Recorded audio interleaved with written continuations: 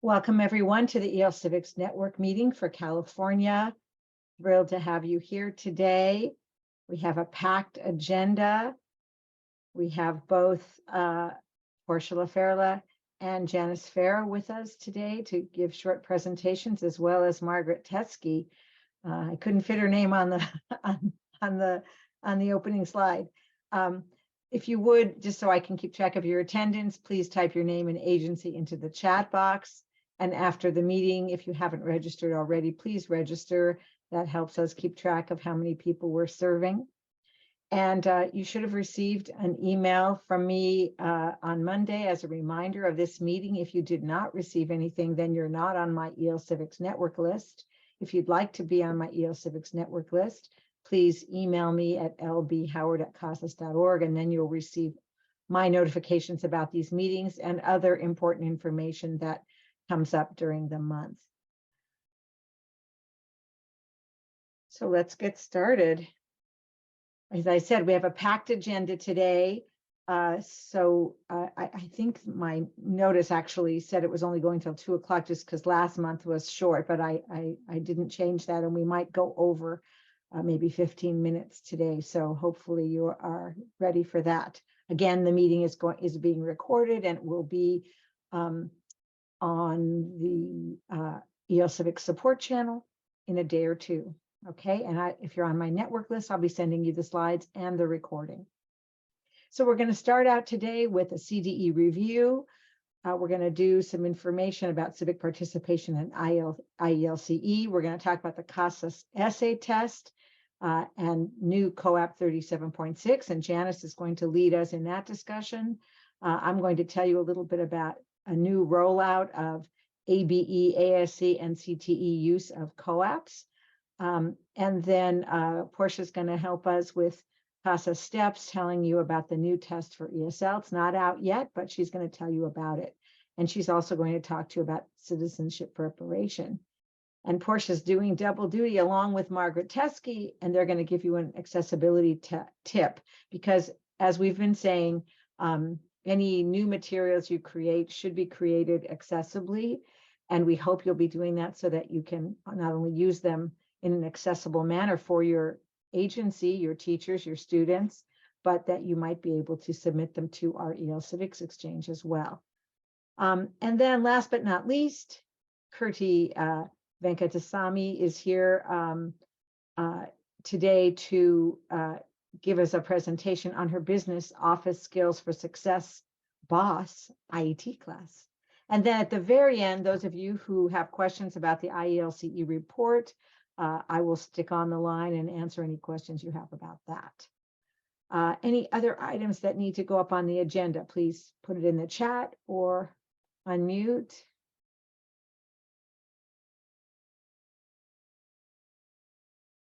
Just want to check that my recording is on.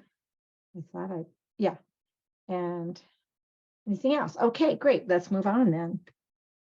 Okay, our CD update, very short today, just to remind you, it is April. And so notice that the continuous improvement plan, usually due April 30th, is not due this month, because those of you who completed the RFA for WIA 2 already put in all the information that you would need. But the OTAN technology survey is due as usual April 30th, and the IELCE report is also due April 30th, and we'll be talking more about that. So that's the CDE update. Diana, anything else you would like to add to anything about CDE? You don't need to. I don't need to. You did a great job. Thanks, Lori. You're welcome. Okay, good. So now on to civic participation in IELCE, and we group them together because they both use the COAAP system that we've developed in California. So that's why they're together. And here we are, the CASAS Essay test. And I'm going to pass it over to Janice Farah to tell you about this. Thank you, Lori. I don't know how many of you are familiar with NEDP. That's one of the National External Diploma Program that CASAS has had for the last several years. Within that, there was an essay component that we thought was pretty handy. It had been administered over 2,000 times, and it uses this thing called an auto scorer. So back in October, CASAS kind of repackaged it and put it inside of e-tests, and here we have the CASAS essay test. If you've been on any of the national webinars, I've been talking about it. If you're curious, you can always send me more email and I can fill you in. There's also a really cool little tiny URL that points to all kinds of documentation. Oh, there we go. My mouse is in the wrong spot. Sorry about that. A tiny URL that points to the documentation, frequently asked questions, but it talks about this essay that a student can write. And there's 3 different prompts, which are perfectly lined up for EL Civics. So I was really excited when Lori and Portia offered to incorporate one of the 3 prompts into an existing COAAP. It's 243, so maybe some of you are interested in learning a little bit more about it. The essay itself is something that the student would create using a word processor, not on paper, within eTests. It's 60 minutes. As I mentioned, it's auto-scored, and there's a scoring basis between 1 and 4. So depending on how well the student did, 4 is the highest score. Let's go to the next slide, and I can talk a little bit about how it fits into the EL Civics world. So COAAP 37.6, it's about employment. And this is a way that you can incorporate the essay test right now in this current program year and make it eligible for the payment points that you're already earning with your ESL students. It's designed for advanced students because not everybody can write, a 3 to 5 paragraph essay that's got good flow and punctuation and grammar and word choice and all those things. So here it is. This is the description of it. It's on the CASAS website under all the IELCE information. You can look it up and see what the different tasks. And if you scroll down, this is task number 3. And depending on what the score is, the student gets different points, more points for the better that they score. And that's just a quick overview of it. Please, if you're curious, send me an email, jfera, F-E-R-A, @casas.org, and I'd be glad to connect you up with whatever additional information you need that goes along with that. I think there's a few more slides, Lori, for the sake of time, I can breeze right through them quickly, or if you want me to dawdle, I can do that too. Well, whatever you think is good. We have time, certainly. We have a busy meeting, but we've got time, so go ahead. Okay, you indulge me, thank you. The essay score is considered a raw score. Anybody that's familiar with CASAS tests, we usually talk about scores in terms of being scaled, but this is where you would look. You would go into records tests to get the score that your student got for that essay prompt that's part of your 37.6 COAAP. Okay, next slide, please. And that's how you would review the score. Now, there are reports within TOPS Pro Enterprise for both CAPE agencies as well as WIOA agencies. And this describes where you can go look to see where 37.6 would land on that report. And that's called the CAPE I3 Summary Report. And then the last one is the EL Civics I3 Summary Report with a little description of how to get there in TOPS Pro Enterprise.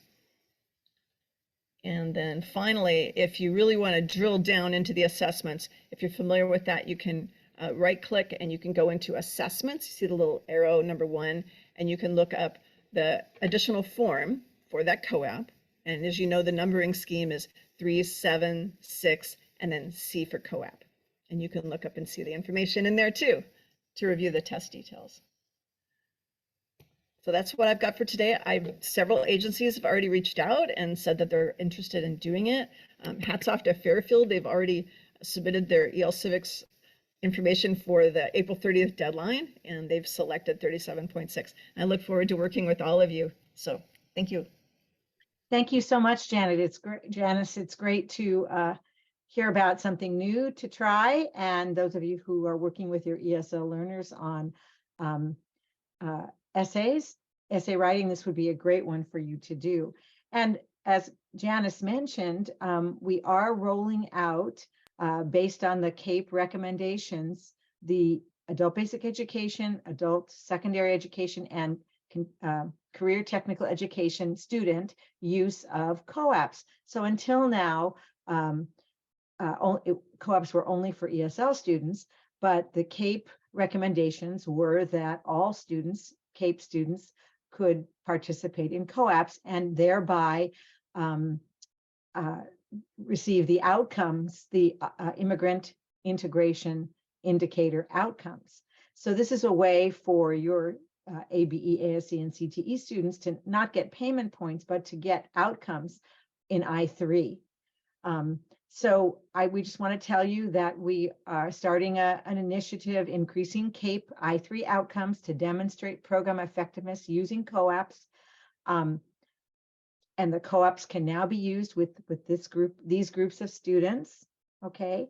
And then you at CAPE agencies should do it the same way. Plan to use instruction and assessment to demonstrate efficacy in real life tasks, such as completing a job application, consulting with a school counselor, or making a consumer complaint. Of course, you all are aware of the COAAP and civic objectives, and they don't need to be 243, they can be 231 or 243, whichever ones would relate to the instruction that you are creating or already working on with your ABE, ASE, and CTE students. And as I mentioned, they'll be receiving an outcome by passing a COAAP assessment. So the same system we have for ESL students that receive a payment point and an outcome, an I3 outcome, ABE, ASE, and CTE receive an outcome. And so we have developed this chart. You can see it now on each of the detail pages of the COAAP. The format is a little bit larger than we'd like, so we may be changing that. And if we have time, I can show that to you. But on the top of each of the details, when you go into pre-approved civic objectives and you look for 37.6, for example, on the top, you'll see this chart.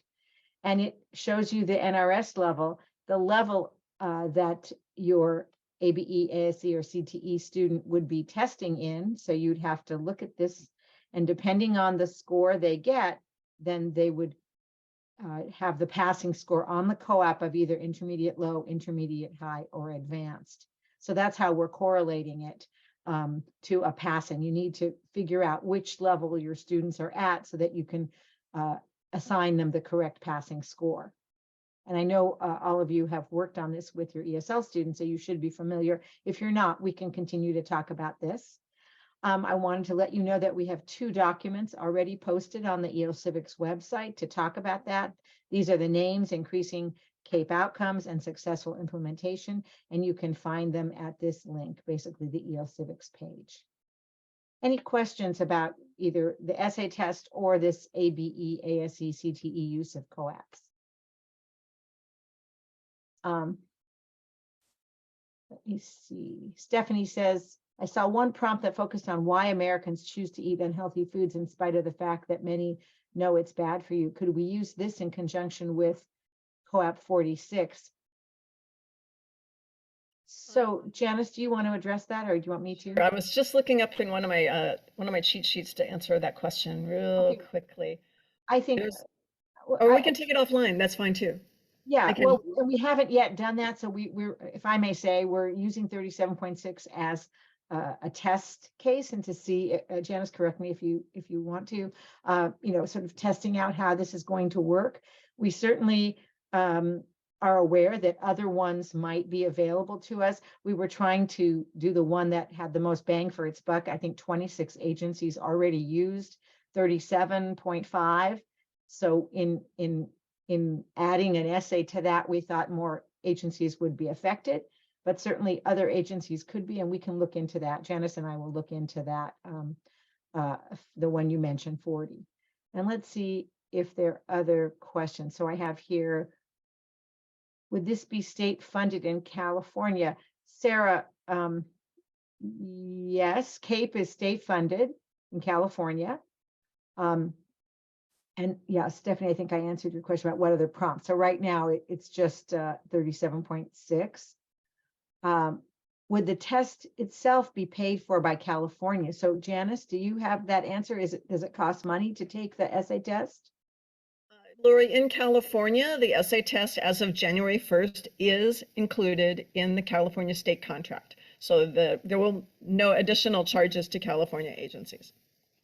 Great, wonderful. Wonderful. Okay, Janice, that's you. Yes, and Lupe Lozano, for clarification, ABE students would earn an outcome, but not a payment point. That is correct. The payment points currently are only for English learners, ESL students. Thank you for correcting, and thank you, Portia, for verifying that in the chat. Okay, I think we've gotten to all the questions. Any other questions? You're welcome to unmute yourself if you have one. Okay, let's move ahead then. And we're going to talk about steps, and Portia's here to talk to us about the new steps, and I love the logo. Go ahead, Portia. Thank you, Lori. So we're still waiting for the NRS approval for the test, but the process is moving forward and we hope it happens sooner rather than later. But some of the advantages of the STEP series, for one thing, there are fewer test items. So there are 33 items compared to the current 39 in life and work. So it's a little bit shorter a test. And then every level of steps has every modality has 5 levels. So instead of 4, there are 5. So that should help with more accuracy and less retesting. And both the steps, both e-tests and the paper format will have both locators and appraisals. In steps, the testing, every competency that is tested has a minimum of 3 questions. So the reporting will be based on more information, and we believe that will be more actionable information. So the reporting itself will also be simplified so that you'll have a better picture of what you can do with the information, how you can adjust instruction to improve assessment results. And let's see, try the next slide, Lori. Yeah, and STEPS uses the CCRS, or actually the ELPS, which are the English language proficiency standards that come out of the CCRS. So there will still be competencies, but those tests will be aligned to the ELPS. And on the CASAS website now, in addition to the test blueprint, which shows you what types of items and what percentage there are for each test, there are now sample tests. So you can get a look at what the questions look like. And what I really like is when there's a reading item, there's not just one question for that reading item, there are several. So the students don't have to read something new for every single item that's there. And then for the listening test, there is also some sample audio, so you can get a listen to that as well. So if you're curious, go ahead on the CASAS website and you can get a look at those samples. So Portia, we have one question from Sarah. Does the locator work for beginners, or will we have to still assess beginners separately and manually assign a test form? Do you know that yet? Yes, for the really low-level students, I would not give them the locator or the appraisal. I would do a pre-screening with them. You don't want to put somebody that's really low into a test, because it's just going to frustrate them, and you don't want to scare them away from a program. So okay. There is the intake process, or you may have your own, but usually you can determine whether they're ready to test or not just from your own intake. Right. So then, Portia, I would just say that long term, it would be really helpful to us to have something that was more automated for beginners, because it is an extremely messy process trying to test large numbers of students quickly, which we have to do when a lot of them are beginners. I work in the beginner room, and it is not easy, and anything that could be done to improve that placement system for us and make that part of a locator, even if it were a specific beginner locator, would be a huge boon to us. Well, I will certainly pass that information along. And are you talking about total pre-lit beginners, or are you talking about beginners that are just new to this language? What we find is that any student who can't basically write a sentence is somebody where we need to do some specific figuring out of what form would make the most sense to give them. And even then, we sometimes end up having to give them 2 forms to test them. We're trying to get better at it. But the reading screen, we do some combination of listening and reading and writing, and it's really, really hard. Again, when you're talking about testing 50 people, it's really, really hard to deal with this when 30 of those people are going to be level 1, 2, 3. Yeah, I get it. So, was Zoe, was that you talking? You said you had ideas about how it could be structured better. Was that you? That was me. Great, good. I couldn't see, because that's okay. I couldn't see you talking, so good. Okay, great. Portia, did you want to move on about this slide, Yes, or have you already? okay.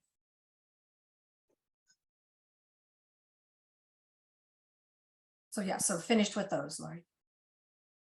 So you're done with this one too? Okay, good. Yes. Mhm. Sorry.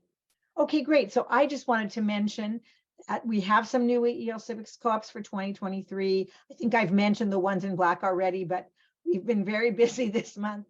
And we have the ones in green, 28.1, 37.6, 37.7, and 55.1. The social and emotional learning is out. We hope to have another one coming out very soon. And then we're also working on a custodial co-op. We haven't quite figured out where to put it in, but that should be coming next month. So lots of things are happening. If you want to see the revisions to COAAPs document that shows you what the changes are and which ones are new, you can go to this link here. I want to remind you that the deadline to add, edit, or delete COAAPs is April 30th. Really important that you talk to all of your teachers and make sure that everything that has been taught, all the EL Civics COAAPs that have been taught this year, are submitted into the system and then downloaded into TopsPro before April 30th. Invariably, I have a frantic call. Oh, my teacher out in another site, did a COAAP and has 30 payment points, and can't we get it in here?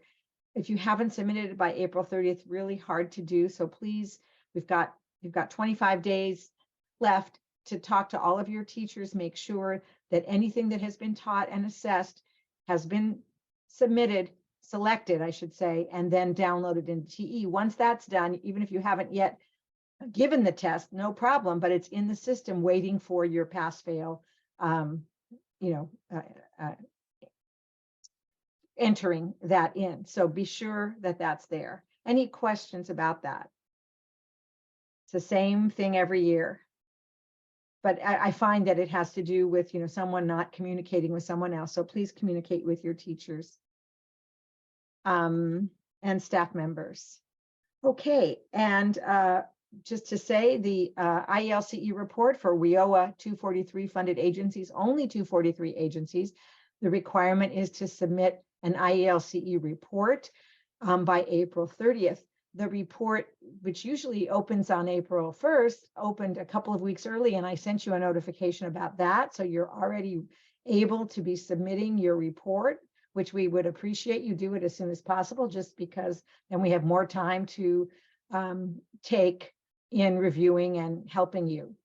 So here's the link to the report. You can also find it on the summary page. The left-hand menu links right to the summary page, and then at the bottom, which I showed you previously, is another place, but this is the link. Before you submit, please see that webinar on how to complete the IELCE report and the slides. I have links to both of those. There are a couple of changes just in the Part A qualitative. There's some extra questions, really need you to answer all of them. And importantly, if you can, number your answers so that we can find your information very easily and realize that it's there and we can rate you adequate. We'd love that. We're going to start reviewing earlier this year than we have because some of you have already submitted your report. So right now, the program specialists are going through what we call inter-rater reliability so that we're all rating your reports the same way. And then on April 10th, next Monday, we're going to start reviewing those reports who are submitted. Don't rush, but if you can submit as soon as possible, that's great. You have to submit by April 30th. Just to let you know, the person who submitted the report, and this year we asked for an email address and a phone number so we could be sure we're contacting the right person, will receive some kind of contact by June 9th. If there's just a tiny thing that needs to be fixed, we may give you a call. If it's something larger, we will write you a letter and send you a copy of your report. And then if it's a major problem, we might include your CTE consultant to work on it with us. Okay, so if you receive a not adequate rating, contact your program specialist, or the person who reviewed you right away so that we can get the targeted technical assistance happening and get you rated adequate before the end of the year, if at all possible, because we'd really love to do that. Any questions about the IELCE report? And if you, could I add something, Lori? Sure. If you are in the process of writing your report and were not able or want to refer back to Lori's training, if you go to the EL Civics support channel, it's on there, and you can go down to the underneath it where it says more, and there's the timestamp. So if you want to see the difference between quantitative and qualitative, you can go to 49 minutes and don't get to watch the whole thing if you're if you're time pressed. So just reminder of that. Thank you, Barbara. EL Civics support channel, everything we do, any webinar is going to be there, as well as on the CASAS EL Civics page. And there was a question about doing COAAPs after April 30th. The report encompasses everything from July 1 of 2022 to June 30th. So even though it's happening in the future, after you submit the report, you should put in everything you're going to do up till June 30th of this year. And if the course doesn't start till after April 30th, just estimate your attendance, enrollment, etc. But tell us about everything that's going to happen through June 30th. And thank you, Portia, for clarifying that in the chat. Any other questions? Okay. I think I mentioned this last month, but I just want to mention it again because it was new to me, and it may be still new to you, that the Affordable Care Act mandates for providing translation and interpreting service for English learners and to increase healthcare for all. And so it covers that kind of thing. And so I would love you to inform your students that they should be able, if they're part of the Affordable Care Act, that they should be requesting language services. And we're going to be adding that information to the health COAAPs in the future, just to let you know. And if you have any input on that, we would love to receive it. I just want to mention the EL Civics Exchange is going strong. We have 5 materials in health, 3 in employment, 2 in community resources, 3 in workforce training. We're still looking for something from 1 to 20 or in the transition. So we started to get some information about that. If you have 1.6 or 52.2, I think it is, we'd love to get your materials. I know some of you are working on that, and we really appreciate it. Just wanted to let you know that. So now I'm going to call Portia back to talk about citizenship preparation. Thanks, Lori. So we're almost to the end of April when both certification training and recertification training end. So if you need to recertify, please make sure that you get yourself registered and you complete that course before April 30th. And if there is nobody certified at your agency or you need to certify, you still have time. It's a little bit longer course. There are more parts to it, but you need to complete at least part 1 by April 30th. And these are the instructions for registering. There's also a YouTube video because people get a little bit confused. You can always email sit@casas.org for assistance. And remember, in order to collect payment points for citizenship, you need to have the students enrolled in courses that have a class instance of citizenship. And if you're going to offer the SIT exam, you must have a certified examiner. And next one, Lori, I think that's both.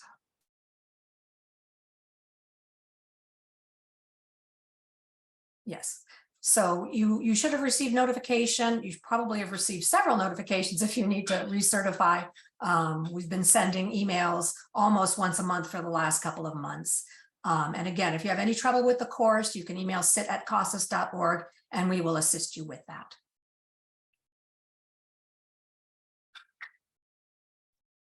Okay, now Portia and Margaret are going to give you some accessibility tips about images, alt text, and copyright. And thank you so much for doing that. So Lori, I need to share my screen. Okay, so let me stop sharing.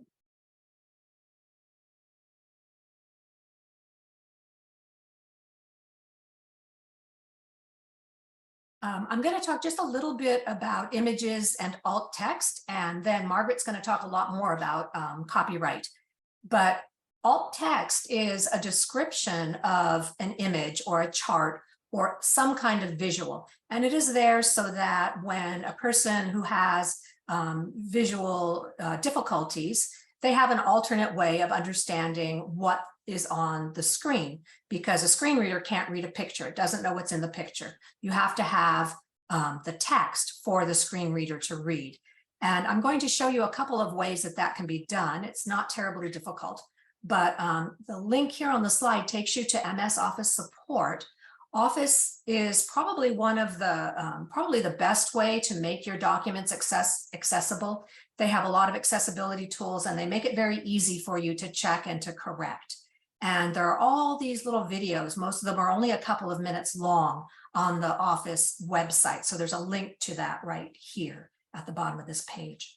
And again, we're talking about this. We're trying to give you little tidbits each meeting so that you don't get overwhelmed with too much information. So we're going to just stick to images today. And here's an example of two images. On the left, there is this image, and on the right, there is this image. And if I go to my accessibility checker, it's going to ask me about the alt text. So I'm going to see what alt text there is for this image. If I right click, I get view alt text right here. And here it tells me a baby sitting in front of a computer. Now, I did not write that. The computer did that for me. And if I like it, I can just check here and approve it. If I don't like it, I can just delete it and say something else. Or if the content of the picture is not important, it's just there because it makes the page look nice, I can mark it as decorative. So I have several choices. In this case, I like a baby sitting in front of a computer, so I'm just going to approve that. And now this image is accessible. I have credited the image to flickr.com. This is where this image came from. This is the license that Margaret's going to be talking about. And embedded within this is where that picture came from. So this is a freely available image. However, you still have to give credit to where it came from. In this case, I'm going to look at this one and I'm going to view my alt text again. And it says free man, business vector, and picture. Personally, I find that a little bit weird. I don't think I would accept that. Let me see. This one came when I downloaded this picture. This came with it. I'm going to have PowerPoint generate the alt text. Microsoft to generate it. And now it says a person in a suit holding a computer. I like that one, so I'm going to go ahead and approve it. But again, if I didn't like it, I could write something else. I could just delete this and just say man with a computer, whatever I want to say. But in this case, I'm going to approve it. And this one came from Pixabay, and this is how Pixabay likes you to approve or to credit them. And they let you use their images very freely, but again, they ask you to please give credit when you can, but they don't insist on that. And I'm going to turn it over to Margaret. I'm going to stop sharing my screen. And Margaret, I'm going to let you talk about all of the fun things about Creative Commons. Lori, do you want to share the slides again? Sure, I will. Just give Okay. me a sec. Oh, that's so I can move from that. This one? Yeah, so I'm going to talk a little bit more about CC by NCSA. Sounds very, codey, But just to be clear, what we're saying is that the instructional materials that are posted on the EL Civics Exchange website need to have this type of licensing. And that license means it's Creative Commons, meaning open sourcing. And it's we're giving credit to the original agency that created it. It's for non-commercial use, and we can remix it and use it as long as there's credit. So that's called share alike. And all you really have to do is put that little logo on your materials. If it's by another agency, go ahead and put that agency's name in there as well.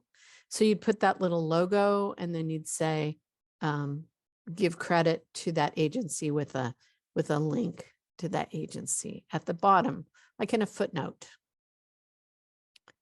Okay, next slide.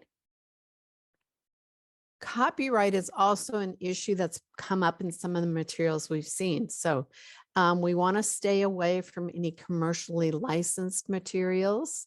We need original materials only. So if you're using textbook materials for EL Civics, sometimes you'll copy a page and put it on a PowerPoint or put it in a Word document. That's not okay for the EL Civics Exchange. It needs to be original materials.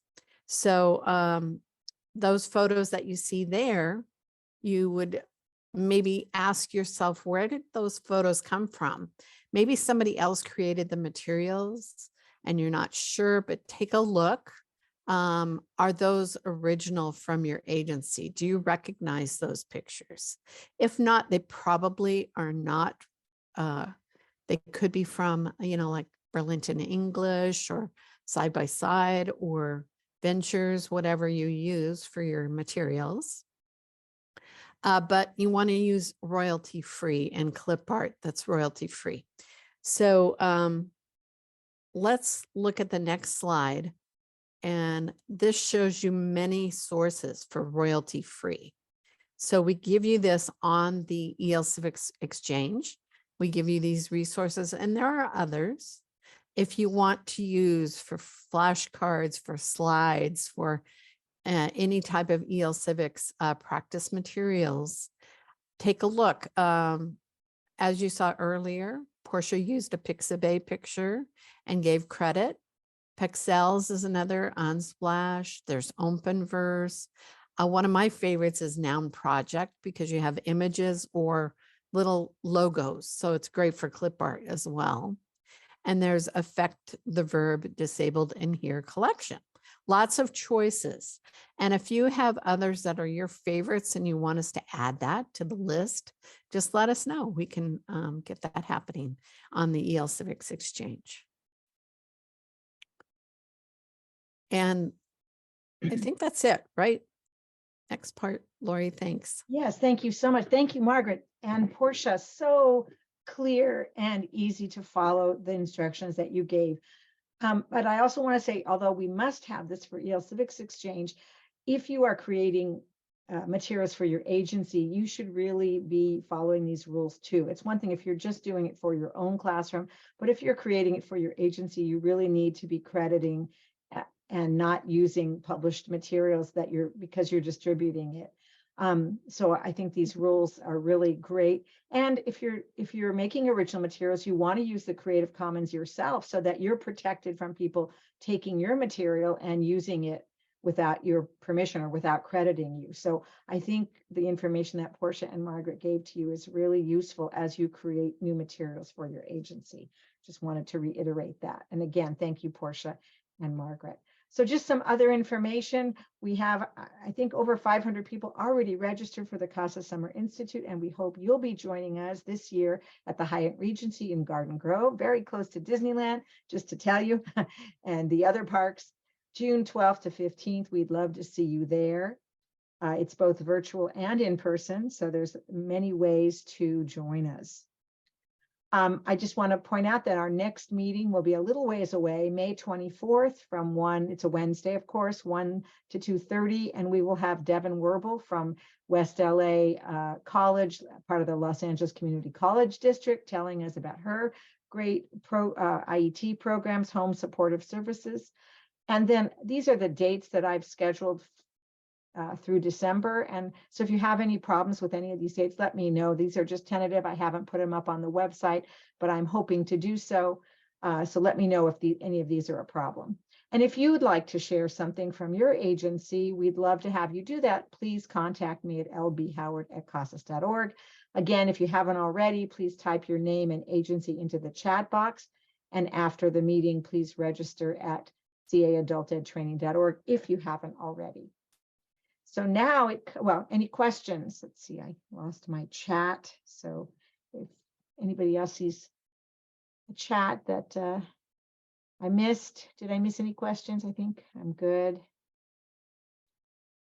Okay, great. If there are no questions, we'll move on to our presentation. We are thrilled today to have Kirti Venkateswamy with us today from Campbell Adult and Continue Education. She's our IET curriculum specialist, and she's going to tell us about BOSS. And Kirti, if you want to share your slides, I will stop sharing. All right, thank you. Thank you for having me. Let me see, let me get my document and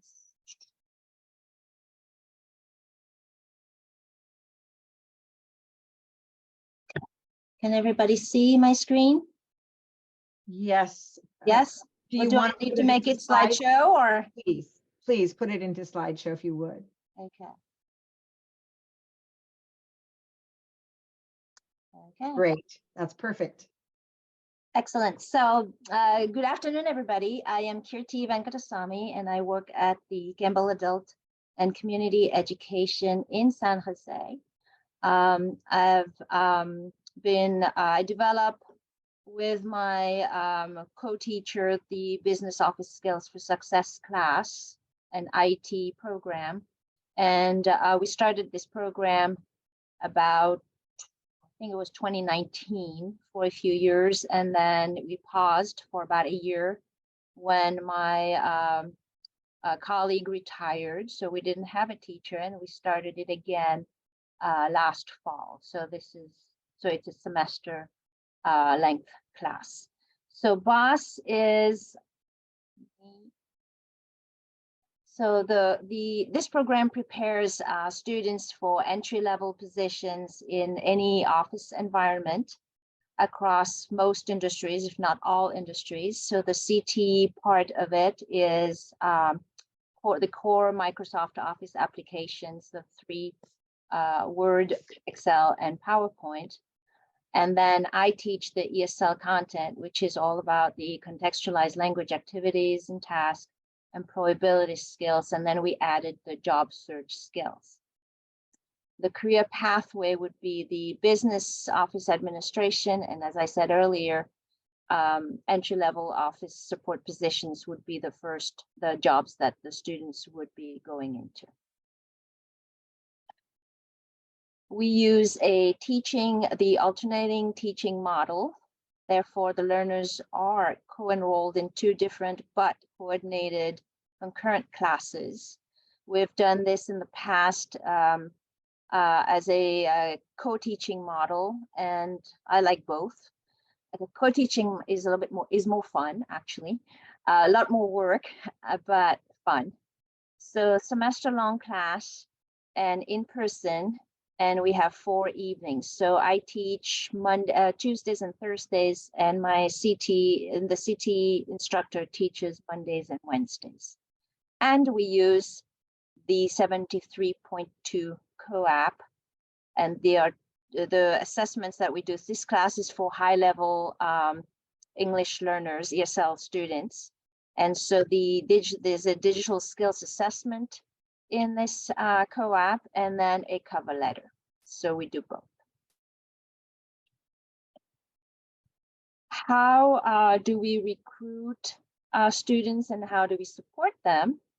We survey students around April, this time of the year, so we'll most likely do that when we come back from spring break. We survey our ESL level 5 students and also the ABE, ASC. There are some non-native English speakers in there. We also have a community interest survey that we post on our website. And based on the results of the survey, then we decide whether we were going to have the class or continue it or not. We advertise in our catalog, flyers, social media. We do Instagram and Facebook.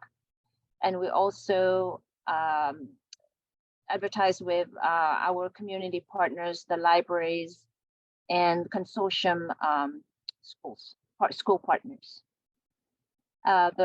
When we have intake also at the very beginning, the first intake of the year, we have one-on-one conversations with potential students, and that help us identify their needs and their goals, their interests.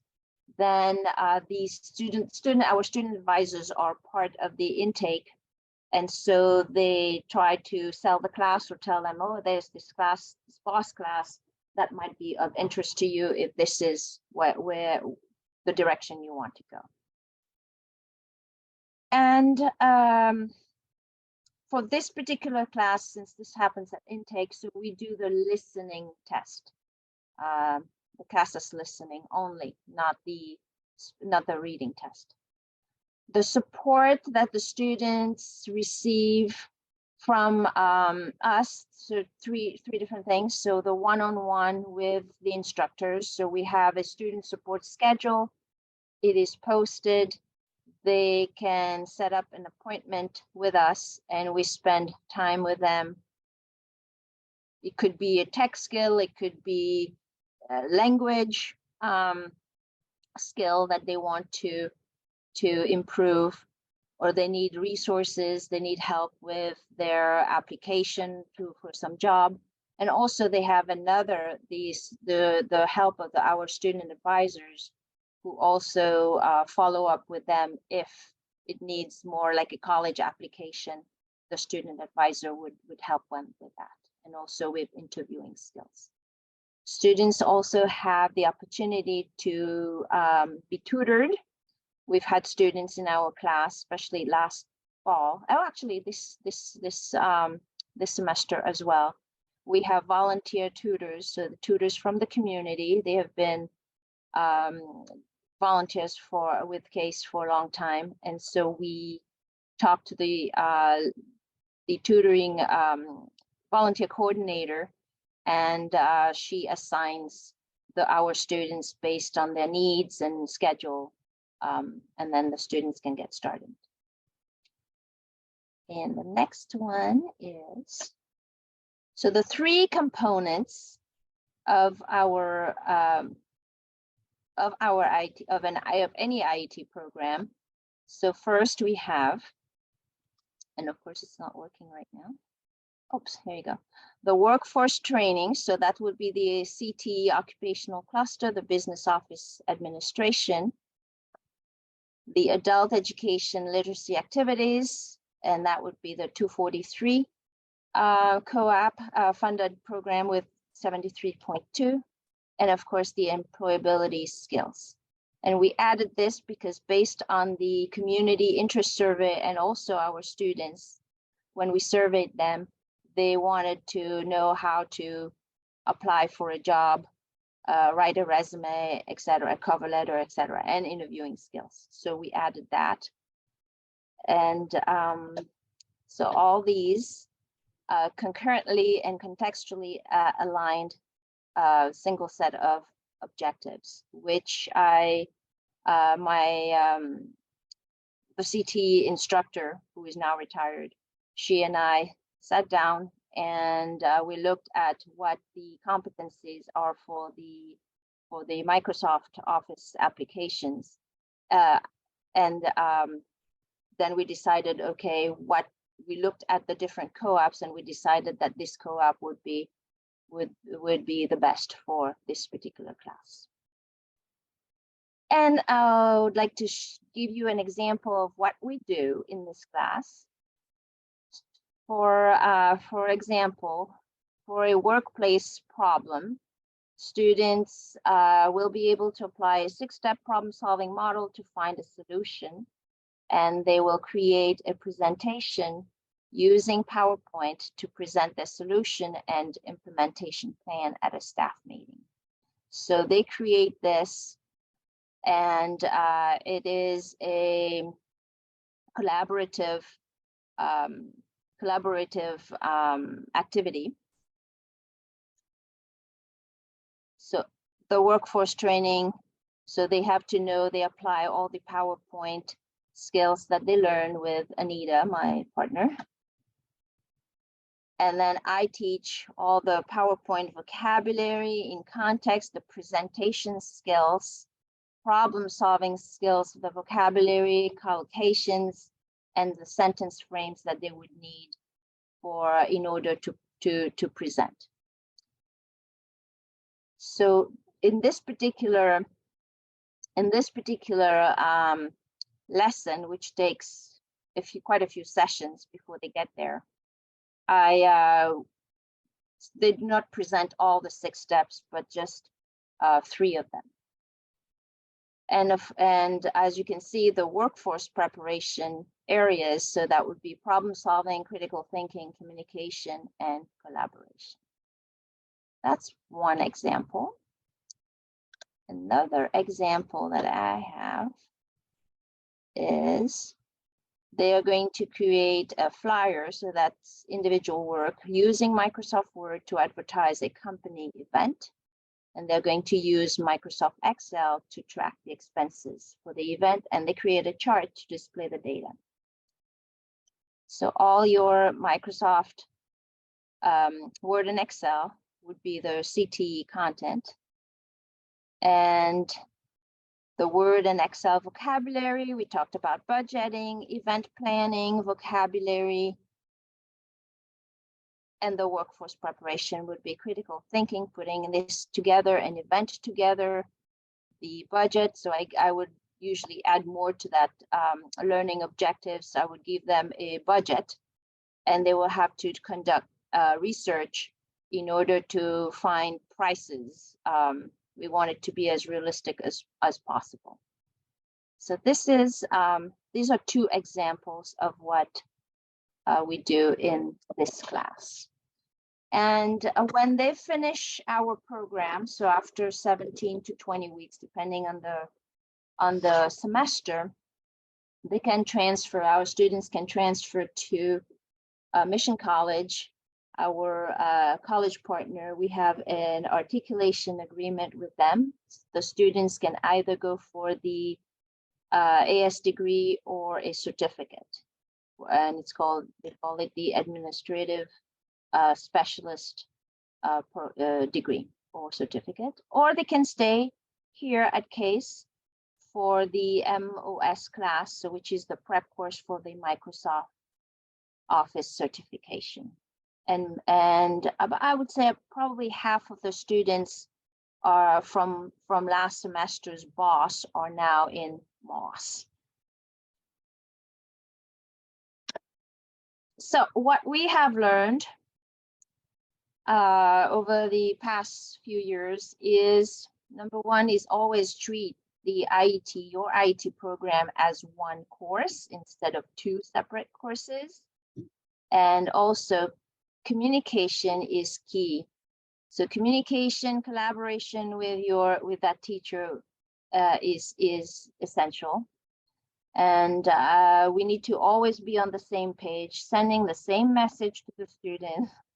And I think the main reason this works is because we do have, and we're lucky to have, this dedicated collaboration time. So we meet yesterday we met every Tuesday for an hour and a half at the beginning of the semester. So last fall we met for about 2 hours, and she was new to us, so and just to kind of get her up and running, to know about the program, etc. But this semester, we don't need to meet for 2 hours anymore. So we meet for only an hour and a half and sometimes an hour. And having an integrated attendance and assessment policy. So integrated so if students start saying, oh, okay, I can only attend the CTE class, but not this one. So we tell them this class is a 4 times a week class, so 4 sessions a week. And in order to get the certificate of completion from us. And overall, this has been a very positive experience for both the teachers and the students, semester after semester. And that's the reason, I guess, that the students stay and they continue on to the next class. And I just want to say something. I just remembered something. The resume writing skills that we do, so which is part of the job search skills, students have used that particular resume and cover letter to apply for real jobs. And some of them have gotten jobs in the past with their resume that they create. So this is very, very, very valuable to them. And so this is something that I believe we should always keep in that curriculum. And so I just have a few student testimonials. So, but I would be glad to answer any questions that you may have. So Kirti, we do have, thank you for the great presentation, let me just say, and so detailed and put into our requirement boxes really helps everybody see exactly what you're doing and what they should be doing. So thank you so much for doing that. Yes, thank you. Aaron Anton asked, where do you get your curriculum for the workforce training part? The workforce, the CTE instructor has been teaching she uses Labyrinth. She teaches Labyrinth, the tech skills, but she and I come up with task activities that fit in. So let's say we're doing problem solving or giving constructive feedback. So we come up with activities that the students will use. So I will create the scenario, for example, and say, okay, given the scenario, so create a spreadsheet. I'll give them budget, expenses, a company, I don't know, a group of employees, their travel expenses, and you're going to have to put that with in a spreadsheet and create a chart with that. So she looks at it and she says, oh yeah, maybe you want to add this in this category. They need to know, I would like to see those particular features in that assignment. So this is how we come up with curriculum, especially lessons and activities. Yes. Thank you, Kirti. And another question. I don't know if I answered Marin. Hi, Marin. I don't know if I answered your question. Marin, feel free to unmute yourself if you'd like to. Thank you very much. Yes. Okay, great. So, and the other question Marin had was about any other COAAPs, because she was wondering if you used 32.2 or 33.3, or could be soft skills, you know, I think it's yes, 52 or 37. Yes. The reason we used 73.2 is because of that tech skill demonstration. And we want them to, that's the purpose, right? That's the point, right? So why the CT class is focused on the free Microsoft Core applications. So we want to see demonstration of those skills. That's why we chose 73.2. Right. And the only reason then to use others, depending on how long I don't think I caught the hours, would be to earn more payment points for work you're already doing, for example, the critical thinking, so et cetera. So yes, you could think about yes, yes. We I've done it, I believe, in the past with a different class, not IET, and we used the soft skill for that. But it was not an IET. And that's totally up to your choice. Just Sure. Two other questions. Is there a specific course admission that the CTE course is articulated with? It is articulated to the next level of their Microsoft Word, Excel, or PowerPoint class. So under this program, the administrative specialist program, they have to take all these tech classes. And having taken our class here, BOSS, they can go and take the next level of Excel if they wanted to. And then, of course, the other courses in order to have the certificate. So yes. Thank you, Kirti. And another question, do they take an industry-approved certificate test at the end of your course? Not this one. No, they don't. So they receive a certificate of completion from us here. And that is why this part is missing. And that's why we're offering the MOS class, which prepares them for the MOS, the certification, the Microsoft Office certification course. Yes. And back to the 73.2. Because we've seen that the resume skills and cover letter is very important. So, and this COAAP is about writing a cover letter. And you cannot write a cover letter without a resume. Therefore, we go through the whole resume. We have different versions of it, right? And it's takes a long time because we review. So I do all the content. Anita does the formatting and that kind of thing, or finding new synonyms, for example, when you're doing your writing your resume for words. Yes. Great. And you got a positive tip. Diana Batista says, great tips for staff that ultimately benefits the student. And the idea that it's one class, all of your tips about that, attendance requirements, content, and mindset is really great. And I was wondering if you get paid for that collaboration time. Yes, yes. So this comes from my curriculum specialist hour. And my partner has collaboration extra pay for that. And I just want to mention to administrators and teachers that teachers need to be paid for this collaboration time. What makes this program work, in my opinion, is the collaboration. Totally. So we need to be paid for that time, and then it will happen, and then your programs will be fabulous, like this one from Case and Kirti. We so appreciate it so much. Oh, thank you. And it takes time, to create those materials. There's no book, right? We know that for any IET. Yes, of course, there's no book for it. That's why I love the AL Civics exchange. And I thought, oh, I wish there would be more materials out there. Yes. We hope people will, that's growing slowly, but we hope eventually we will have that. Yes. Any other questions for Kirti? And thank you so much, Kirti, for joining. You're very welcome. My pleasure. And yeah, so we've got, do you complete the textbook in those 17 to 20 weeks, 4 nights, 3 hours a night? And I'm not sure which textbook she's referring to, but she's asked. It's the by Labyrinth Lab, I believe. But the previous teacher used, excuse me. Yeah, it is Labyrinth. So it's something that looks like this. And is it completed in the 17 to 22? No, because this has everything.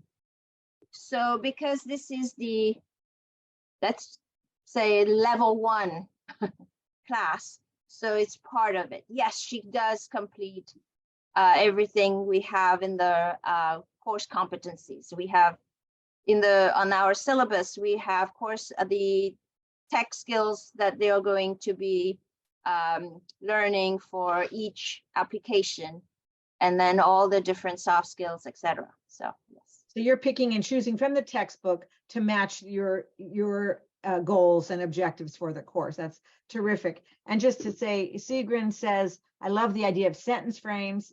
I agree, so totally important. Sometimes Yes. I get so caught up with the IET vocabulary I teach. I need to be reminded, I need to provide scaffolding on how to use that vocabulary. Yes. Great for giving students confidence to communicate the job-related skills they are learning. And Yes. we saw that in the testimonials, how beautifully those were written. Yes. Yes. Yeah. I mean, yes. When they presented not too long ago, actually, the problem-solving activity, and yeah, I had to give them after carefully analyzing the situation, we identified one main cause. Da-di-da-di-da, yeah. And then they came up with, and then I had to teach, though, what does that mean to implement, right? So new word, implementation plan, and they needed, so we did a lot of brainstorming. What does that mean? Who is involved, et cetera, et cetera. They came up with beautiful plans. And I'm like, darn, pretty good. That's good. And they used their PowerPoint skills with all the, what you call it? Animation? Yeah, animation. Terrific. Sounds wonderful. Any last questions? You're getting very good comments here, Curdy, and we so appreciate you sharing, because this is how we all get better, by hearing what others are doing. Yes. Thank you. I appreciate that. We appreciate you taking the time to be with us today. And if you don't mind stopping sharing, I will take over. Okay. All right. Thank you again. Check out the chat and see all your wonderful comments. Yes, I shall. Great. So at this point, I'd like to say thank you to all of you, 231, 243. If anybody has any questions about the IELCE report, I will stay on the line and work with you on that, but you don't need to stay if you're all squared away with that. I thank you for attending. I will see you back here May 24th. I hope I said that right, from 1 to 2:30, and we'll have a great presentation. Devin Werble from LA Community College District. And those of you who would like to stay for the IELCE Q&A, I'm here for your questions. I'm going to stop the recording, however. And thank you so much. Let me just check the chat one more time. Everybody's thanking Curdy. Fantastic information. Great information. Nice job, Curdy. Yes, thank you, thank you, thank you. Okay, I'm going to stop the recording.